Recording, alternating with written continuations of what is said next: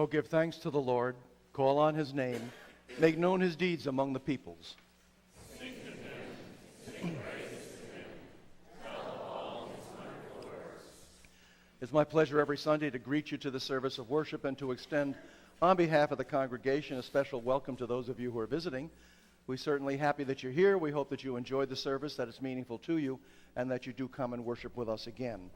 The announcements are printed in the bulletins this morning. As usual, I'd like to call your special attention to several items. The pink form that's in your bulletin, it's a census in the sense that it gives us information so that we can better serve you. So please, take the time. It's not going to take you real long to fill it out.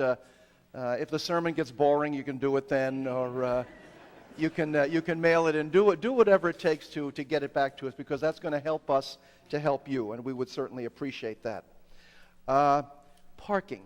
I noticed as I came in the lot this morning, we have very limited parking here, and of course this is the busy time of year. So when you come, and especially if you park in our lot, if you could do everything you can to park as close to other cars without banging the doors and all that kind of thing that you can, that would be helpful. I think every week we lose about 4 or 5 places maybe because we're leaving too much room between the cars. So especially this time of year, if you could remember to do that, that would be most helpful.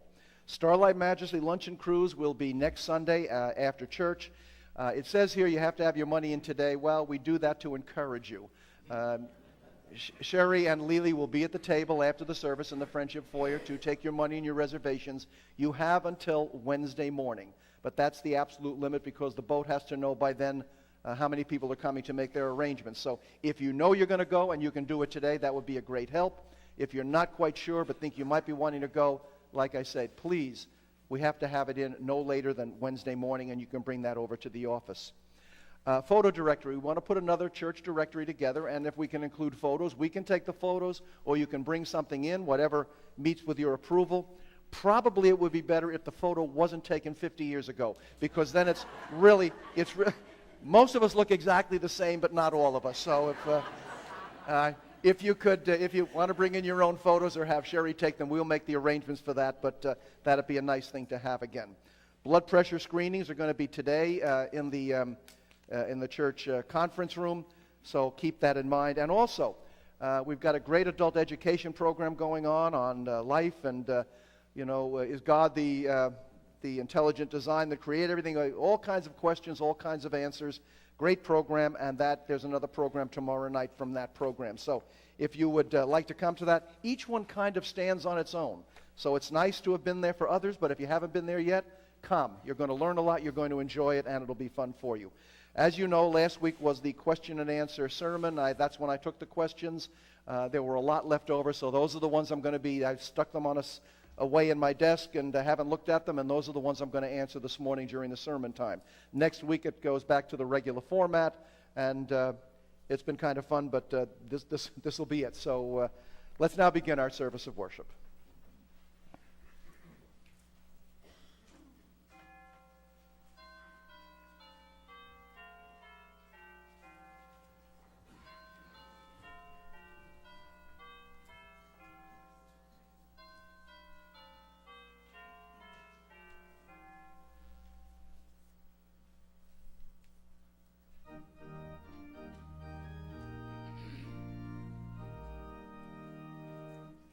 This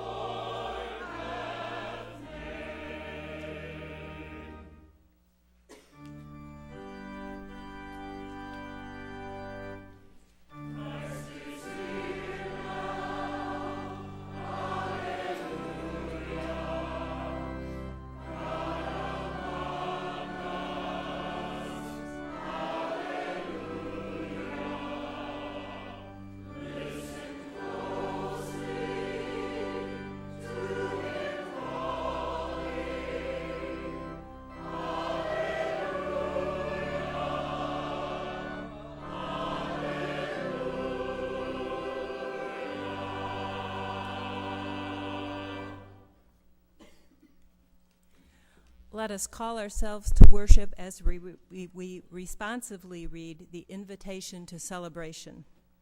It is time for worship. In this hour, in this place, as we gather, we seek God. Where is he to be found?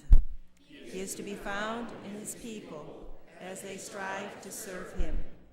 Let us raise our voices in song, in prayer, in praise.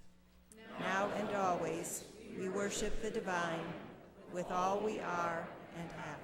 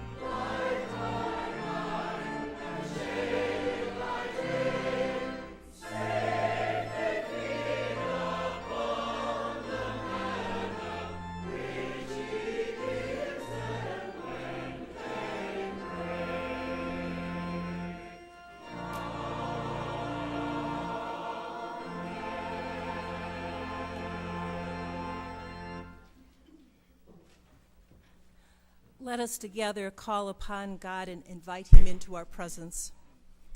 It is not our birth which brings us to you, O God, nor is it our grace or gender or background. It is not the success we have achieved or the goals we have reached. It is your love that reaches out to us and chooses us as your own. We are your adopted sons and daughters. We are Christ's adopted brothers and sisters. Therefore, we are related as family, one to the other. God, make us one in spirit and purpose, dedicated to serving you in all things. Touch us in this moment, even as we pray the prayer of Jesus. Our Father, who art in heaven, hallowed be thy name. Thy kingdom come, thy will be done, on earth as it is in heaven.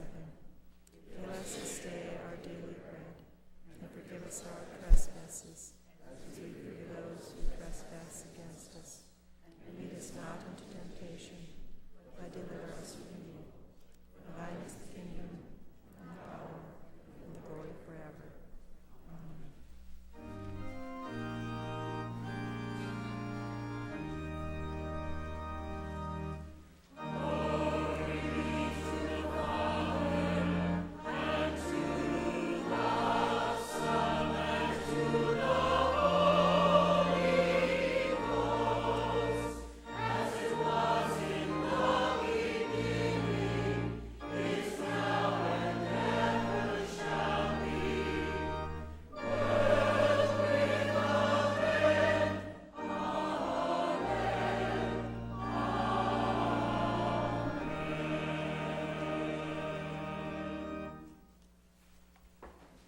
If there are any other young people with us this morning and they would like to follow Joe out for the Sunday school classes, this is the way to go.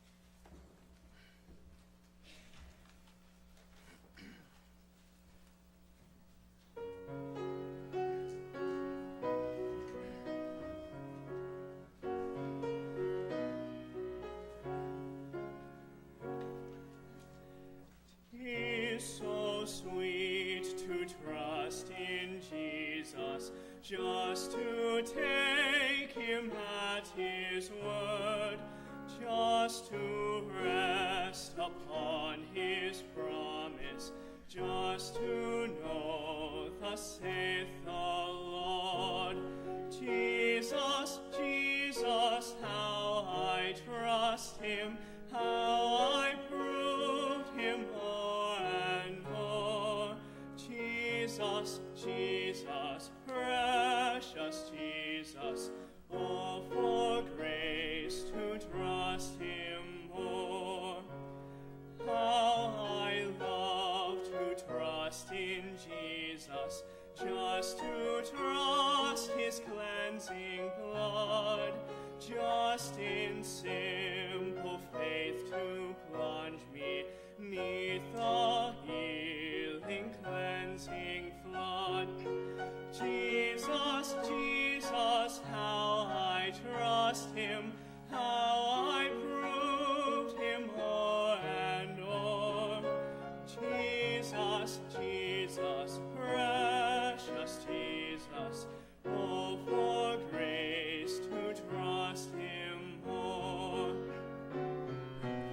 I'm so glad I learned to trust him, precious Jesus, Savior, friend, and I know that he is with me, he'll be with me to the end. Jesus, Jesus, how I trust him, how I proved him o'er and o'er. Jesus, Jesus, precious Jesus, oh, for grace to trust him more. Oh, for grace to trust him more.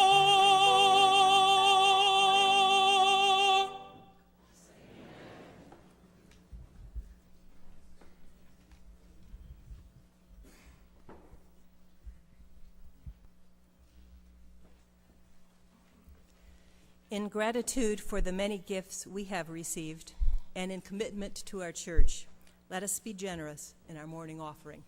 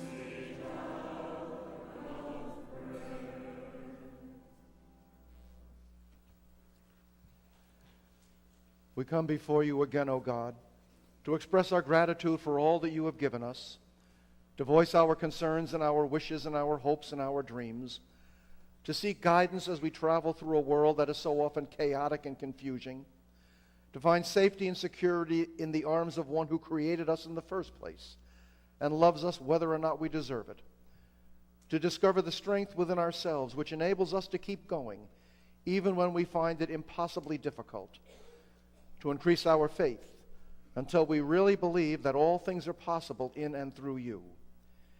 Each of us has dark valleys through which we must walk and mountaintops to which we aspire, regardless of how difficult the climb. But because we are not alone, we will make it. Come to us in those around us and show us that we are doing your will and your work as we help those with needs of any kind. Give us what we need to make a better world for all its inhabitants and the motivation to begin wherever we are. So we pray together, and now silently and meditatively in our personal prayers.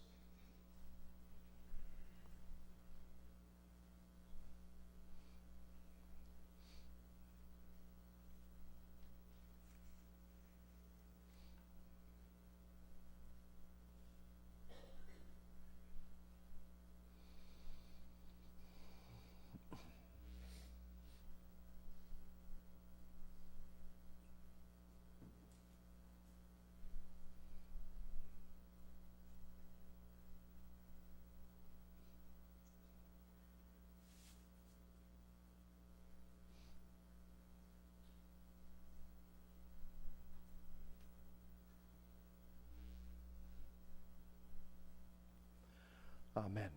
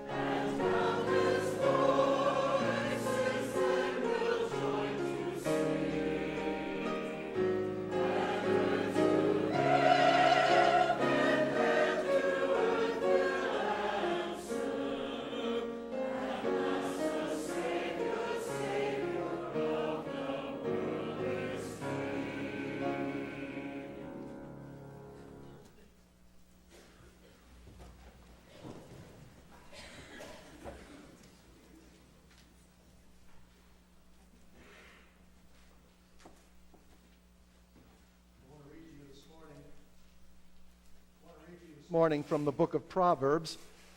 This is a section of the Bible known as the wisdom literature because it offers advice on how to live one's life and in keeping with God's will for that life. I'm reading from chapter 2, verses 1 through 11. My child, if you accept my words and treasure up my commandments within you, making your ear attentive to wisdom and inclining your heart to understanding, if you indeed cry out for insight and raise your voice for understanding, if you seek it like silver and search for it as for hidden treasures, then you will understand the fear of the Lord and find the knowledge of God. For the Lord gives wisdom. From his mouth come knowledge and understanding. He stores up sound wisdom for the upright. He is a shield to those who walk blamelessly, guarding the paths of justice and preserving the way of his faithful ones. Then you will understand righteousness and justice and equity, every good path. For wisdom will come into your heart, and knowledge will be pleasant to your soul. Prudence will watch over you, and understanding will guard you. Let us take these words to heart as we continue together in our service this morning.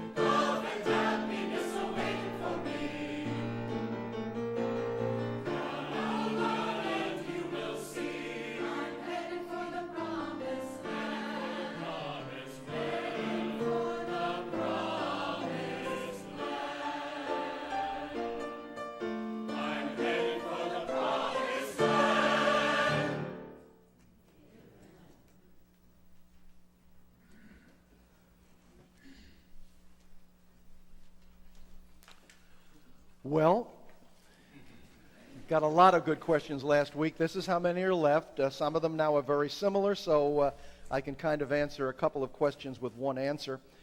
Again, on all different kinds of subjects, everything from religion to theology to politics to personal stuff, so I will answer all of them for you, and hopefully we will continue to have a good time with it.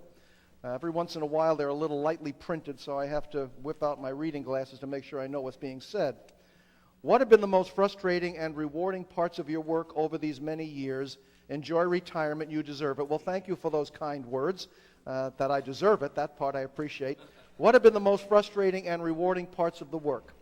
I think the most rewarding part is what every pastor looks forward to, and that is working with people.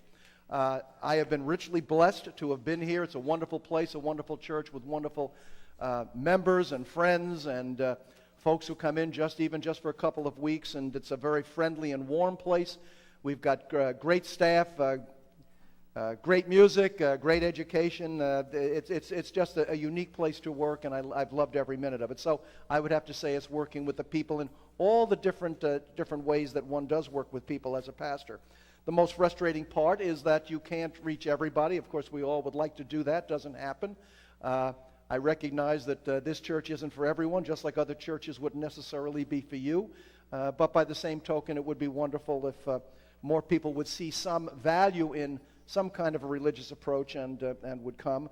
We've been very fortunate, again, in terms of finances. We've got a lot of generous people who support the program. It would be nice if our budget was supported fully by the people benefiting from what the budget offers. That hasn't happened, but again, others have picked up the slack, and that's been great. So, most rewarding thing is the people. The most frustrating thing is, I guess, trying to get some more of the people. So, a situation that always continues and which every church faces. What to do about the despair? What to do about the despair many are feeling after the election? I don't have any answers any more than you do. Some people like what's going on. Some people don't like what's going on. I wish that there was more civility. That bothers me a great deal. I think that we can stop being nasty to each other. We can all kind of grow up and try to at least act like adults, whether or not we always feel that way. And I think the divisions are just incomprehensible. It seems to get worse and worse. And again, part of that is a civility issue because we don't treat others certainly the way we would like to be treated. And instead of just recognizing that everybody's got a different approach and maybe working together toward the solution of commonly held problems, we rant and rave and act like the one who disagrees with us is somehow demonic and evil and really doesn't care. I don't think that's true, but I think we've got to learn how to work together. And that's not just in politics. That's in our social lives. That's in all aspects of our lives. That's what's been going on for a while now. It keeps getting worse, and I'm not sure that I necessarily see a soon end in sight. How to get young adults, 20 plus, to be more involved with church. One of the things that's interesting, I go to Stetson Pastor School every year, and last year, one of our speakers was a lady who talked about trends in religion. And she said that for every decade of people, the younger the group of people, the younger the generation, the more spiritual they claim to be, but the less involved they are in organized religion. Now, maybe that's partly the fault of organized religion because so many approaches to organized religion are staid and rigid and inflexible and really aren't meeting the needs of younger people as they visualize them. They say that they're spiritual, but they're getting their connections with God in other ways and other places. Perhaps they're going out in the woods and taking a hike, and that's where they're finding God. All of that is good. I have no problem with that at all. The problem is, unless you have some kind of a basis, some kind of a foundation, where do you learn certain things? You don't have to accept them, but you've got to at least be exposed to certain things and then kind of form your own opinions from there. So that's the dilemma I see, but that's what's happening. The younger the people, the less likely they are to be interested in church, and the more, but at the same time, the more likely they are to claim some kind of spirituality. I don't know the answers. Maybe churches all have to loosen up a little bit and open up a little bit, and also recognize that we have to be attractive to younger leadership. Every church wants a whole bunch of people to come in. They say, "Yeah, come on in," and then do it my way. Doesn't work like that. Can you believe in reincarnation as a Christian? I don't see why not. Leslie Weatherhead, years ago, back in the 1960s, he was the Methodist Bishop of London, England, wrote a book called, I forgot what the book now, The Agnostic Christian, the Christian Agnostic. I'm not going to go into all the details. It's a great book. By all means, read it. But one of his points was he believed in reincarnation. And his attitude was that especially with so many people dying too young and not having a chance to live a full life, that a fair God would give them another chance, so to speak. I don't know whether there's reincarnation or not. I don't see any reason, though, why a Christian can't believe in reincarnation. It is what God says it is, and that's the way that's all that we can do. We can't know for sure about anything. What verse or passage in the Bible would apply to the immigration problems and vetting of those refugees from the seven predominantly Muslim countries? Well, first of all, the idea that we are not currently vetting people who are coming from overseas, any place, but especially those coming from the countries from which terrorists have emerged and from which different ideological stances have led to terrorism, is nonsense. I mean, there is plenty of vetting going on. I think a lot of it is simply political blather in order to scare people so that politicians can get their way, and that's nothing new. That's not this particular group of leadership. That tends to be all political leadership. But these people are being vetted. They're being vetted very extensively, and I think the proof is in the pudding, because all of the terrorist acts in this country have come from homegrown terrorists, not from those coming from other places. In terms of the Bible, actually in a number of weeks I've already been working on, I'm going to be doing a sermon on immigration and refugees generally, but I think we have to remember that the Bible is full of refugees. Abraham was a refugee. Joseph's brothers were refugees. Ruth was a refugee.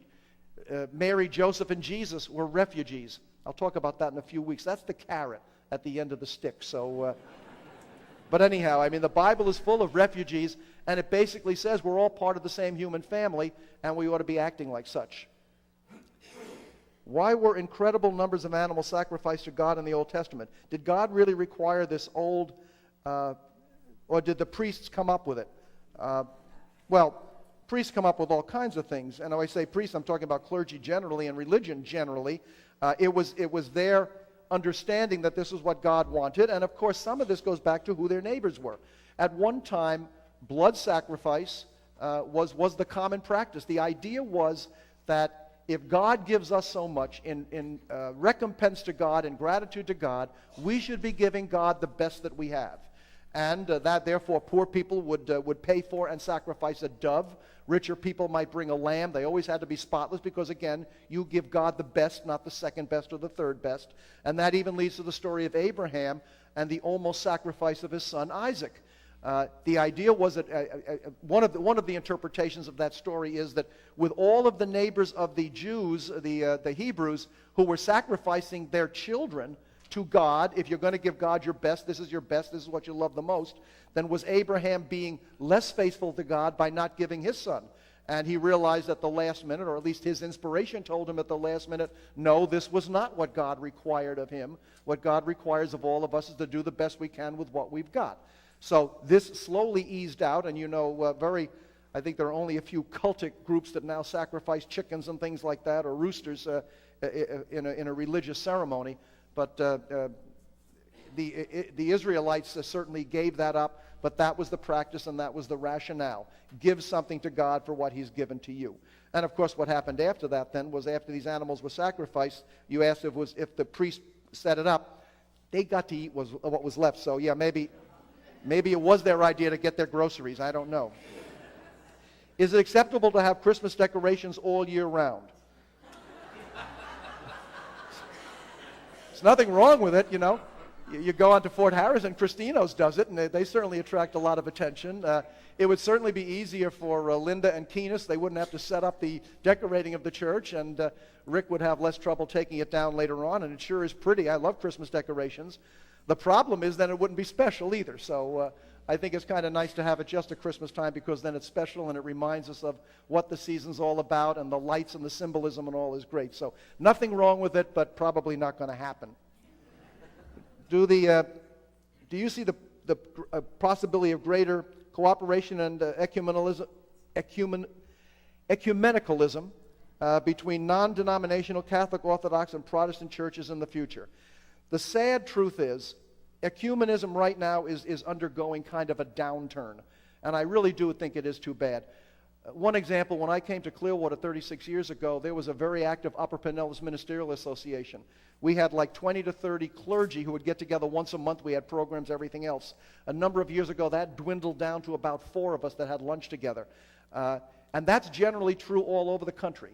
I think one of the reasons is that as older clergy who were really into ecumenism retired, died, went to other places, they were replaced by younger people. And I'm not being critical now of younger clergy, but that was not their main priority. Their main priority has been growing the church and, in my prejudicial opinion, building their own kingdoms. I think that's too bad because I think there are still too many problems in the world for us not to work together. Now, where ecumenism has fallen down a little bit is just getting together with those kinds of discussion type things. Where it's still working is things like RCS and Homeless Empowerment Project and places where you really get together to work and improve your community. There it's still working where most churches and religious-orientated groups do get together and do this. Should the church be politically active? Should the church be politically active? You know, the idea that to keep politics out of the pulpit is just plain silly because it's not possible. And there was another question. Okay, there was another question that came. I'll be getting to that. Should it be politically active? Yeah, because the only way that the world changes is through political action. So when you're talking about politically active, you should be talking about doing what you can to change the world and working with politics to get that done. Now, to become sectarian about it, no. And this other question, which I know is coming up, I'll deal with that a little bit later. But you can't avoid being politically active if you care about anything. Because that's politics. Politics it refers to the welfare of the state, the welfare of the community. So if the church is not being politically active and trying to improve the community, it might as well close its doors and forget even being there because it's no longer doing its job. What would Jesus say about the state of our nation's political challenges? I think he'd be very, very unhappy. I really do, because I think that more and more we're worrying about nationalism. Every nation worries particularly and specifically and primarily about itself. It's not worrying about the entire world. It's really not treating others as our brothers and sisters. We're not acting like we are the family of God. And Jesus helped everyone, and he was concerned about everyone. I think that has unfortunately disappeared to a large extent. The Bible states much about God's people living in unity. Our country, okay, these are some of the same kinds of questions. How do we promote unity? We just have to be nicer to each other. What is your reaction to the Johnson law? That's the one I want. Where the IRS can go after churches who use their pulpit to talk politics. That's a misunderstanding. It's not true. The IRS cannot come into a church and do anything with its tax-exempt status because it's talking about politics or political actions or any of that kind of stuff. What the church cannot do and still legally retain its tax-exempt status is endorse particular candidates. I mean, there are still all kinds of ways around that. I mean, if you're talking against a specific issue which a candidate in your district is for, well, okay, then people can draw their own conclusions. But that's the only thing. We cannot endorse specific candidates in political elections. We can talk about politics generally and those political issues which we may be for or against. The IRS really doesn't do it particularly, but now the way around that, if we want to endorse candidates, well, the honest and ethical way to do that then is to renounce our tax-exempt status, start paying taxes, and then we can say and do anything we want. So anybody, if you want to come up to me later and tell me to endorse candidates and you want to do that, just let me know. I don't think it's going to happen. Not with what we would owe, that's for sure. Do you believe in grace alone to be forgiven of our sins? Now, there's an addendum to that. Grace alone, yeah, it's God's grace that forgives sins and gets us back on the path, so to speak. But grace comes along with penance, and it comes along with us also forgiving those who have done stuff against us that we didn't like. So there are different elements to this. The grace comes from God. But it certainly requires some actions on our part to establish an aura of grace in which it's going to work and do something. How would you handle people with political opinions that go against, a lot of politics today for some strange reason, with political opinions that go against our own morals and values? Well, first of all, we all determine what are important moral values and ethical challenges to us. And they may differ with somebody else's conception in terms of the way he or she lives his or her life. I have discovered, though, that with some people you can talk about things like politics and religion, and those are the two things that are the most prone to anger and resentment, because you can discuss. You don't have to have the same opinions, but you can discuss them in a civil and hopefully constructive way. Other people you can't. I mean, so if the people you're dealing with who disagree with you do not discuss but merely pontificate, then you say, thank you very much for your opinion, and you back off and talk about something else, like the weather or baseball or football, or football maybe not too good, you get into the same problem. Yeah, or the Red Sox versus the Yankees. You know, there are danger areas to everything. But I think, you know, there's a difference between discussion and simply bellowing your opinion, and you think that the one wins who yells the loudest. So sometimes you can discuss, sometimes you can't. But and that you've got to determine that for yourself. How do we handle it when false things are stated over about oneself? Hurtful things that hurt your faithful spirit. It seems with the negative reflections of well, I guess what we're talking about here is how do you deal with when people have spread rumors about you which may not be true. How do you handle it? I'm not sure what you do. If you argue too much against it, then people start thinking where there's smoke, there's fire. I guess about all you can do is just continue to be yourself. Stick with the ones who know you and love you and trust you, and hope that your example gets rid of some of this soon enough. I mean, certainly you deny it when it's not true, but that's about all that you can do. What would you, now here, and I'm going to close this morning with a bunch of retirement questions, because that's what the rest are. What will you miss most when you retire? Well, I think one thing I'm going to enjoy is a little bit more flexibility and a little more freedom. I mean, in any job you have the responsibilities, and you're constantly on call, so to speak. I don't care that's in any job. So that's going to be kind of fun. I enjoy preaching. I enjoy writing sermons. In talking with colleagues of mine who have retired, we've all discovered that as we've gotten older, one of the most fun things that we do is writing. And writing sermons is a great pleasure to me, so maybe I'll continue writing some other things. I enjoy preaching. I enjoy the camaraderie and being with people, but it's now going to be as a parishioner rather than as a pastor. And I'm looking forward to the change. For the church, I'm looking forward to new insights, new vision, new energy. I think that's going to be great for everybody, and I look forward to ultimately sitting out there where you are now and hearing what somebody else has to say. Can't read that one. What do you look forward to the most of being retired? I told that. Please share with us your special plans for after retirement, and is golf or fishing in your near future? I'm not a big fisherman. When I was in Ohio, I did hunt, but I've never done that much fishing. That might be kind of fun. I still play tennis, and I don't run real fast, but I got a partner who does. So and I got a wingspan, so I cover a lot of court without moving an inch. And all of that helps. But I do look forward to maybe playing a little bit of golf with the future. That will be fun. What is your, two more. What is your single largest concern as you pass the torch regarding the future of the Chapel by the Sea? Just that it continues to be open and loving and flexible and welcoming, that we continue to have great programs, and that people continue to learn and grow as a result of their association with the chapel. And now finally, do you and Lorraine have a bucket list? Yes, we do. And the main item on our bucket list is to live long enough to do a lot of things before we kick the bucket. That is our aim.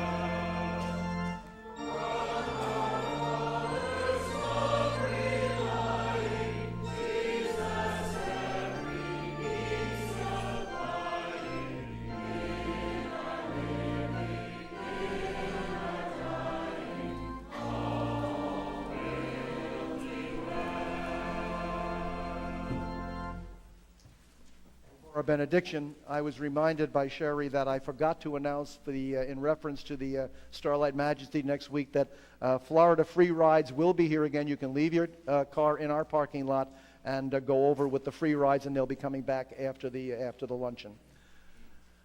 And now as we leave this place, may it be with a sense of purpose, a sense of commitment, a sense of discipleship as we seek to serve God by serving others. And in our efforts, may the Lord bless us and keep us. The Lord make his face to shine upon us and be gracious unto us. The Lord lift the light of his countenance upon us and give us peace, both now and forevermore. Amen.